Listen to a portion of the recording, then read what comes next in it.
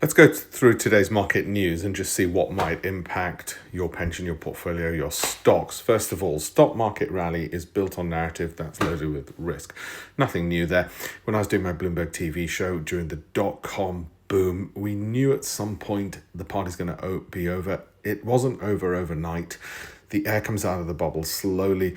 That's fine. Of course, the stock market rally is built on narratives with lots of risk because you don't get these kind of gains indefinitely.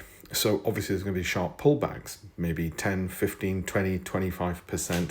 That shouldn't be a surprise.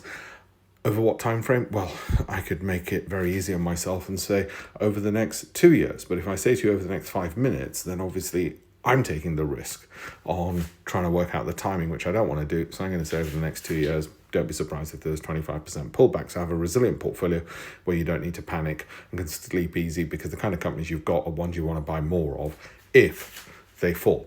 So not worried about that too much. Tariffs face legal threat that puts Trump's deficit plan at risk. Now, this is a story referring to the Supreme Court in the United States, which is judging whether or not all the tariffs that Donald Trump's placed are legal or not. Now, the problem is if they're not legal, then the US government has to pay back a heck of a lot of tax to the people that it's taken tax from in the form of tariffs. That could be companies, might be consumers, Lord knows.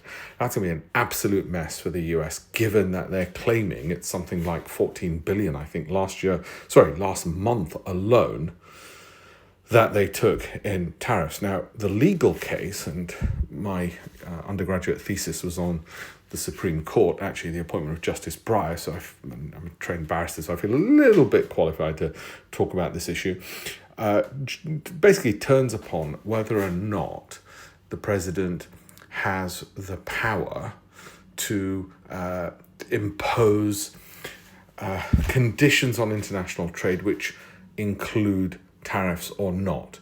So it's really relates to the power that he has and the meaning of certain technical legislation, whether or not that includes taxes, because tariffs are a tax. Okay?